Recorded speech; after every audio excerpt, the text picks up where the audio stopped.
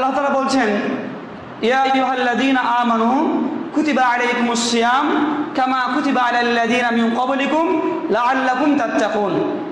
ও হে ঈমানদারগণ, তোমাদের ওপর মাহে রমজান মাস সিয়াম ফরজ করা হয়েছে, যেমনটি ভাবে তোমাদের পূর্ববর্তী লোকদের প্রতি ফরজ করা হয়েছিল। লাআল্লাকুম তাত্তাকুন, যাতে করে তোমরা তাকওয়া অর্জন করতে পারো, আল্লাহ ভীতি অর্জন করতে পারো। তো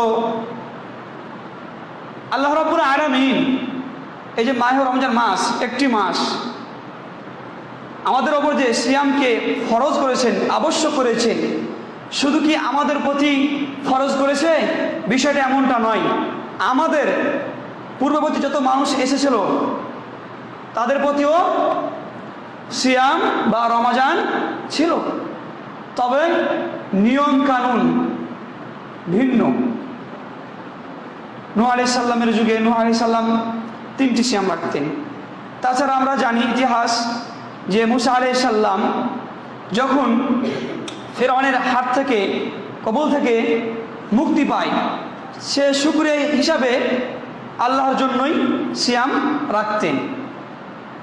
আর হযরত দাউদ আলাইহিস সালাম তিনিও সিয়াম রাখতেন। তার সিয়ামের নিয়ম ছিল একদিন সিয়াম রাখতেন, মাঝে ফাঁক রাখতেন, মানে প্রতিদিন কন্টিনিউ সিয়াম রাখতেন না, মানে আজকে রাখলে আগামীকাল বাদ, তারপর দিন রাখলে, এ নিয়মই। সেটাই ছিল আল্লাহর কাছে অত্যন্ত সুন্দর বা ভালো সিয়াম। আর হযরত মারিয়াম আলাইহিস সালাম তিনারও সিয়াম ছিলেন, সিয়াম রাখতেন। শরিয়াতের হুকুম কি যে তিনি 3 দিন 3 রাত, একাধারে 3 দিন 3 রাত কোনো মানুষের সাথে কথা বলবে না। তাহলে অত্র আয়াত দ্বারা স্পষ্ট হয় যে আল্লাহ রাব্বুল আলামিন আমাদের ওপর যে সিয়ামকে চাপিয়ে দিয়েছে বা জুলুম করে আমাদের ওপর চাপিয়ে দিয়েছে, বিষয়টা এমনটা নয়। আর সিয়ামের মূল লক্ষ্য উদ্দেশ্য কি? যে আল্লাহ ভীতি অর্জন করা, তাকওয়া অর্জন করা। সরল পথের প্রতি তুমি রাহি মদিনা,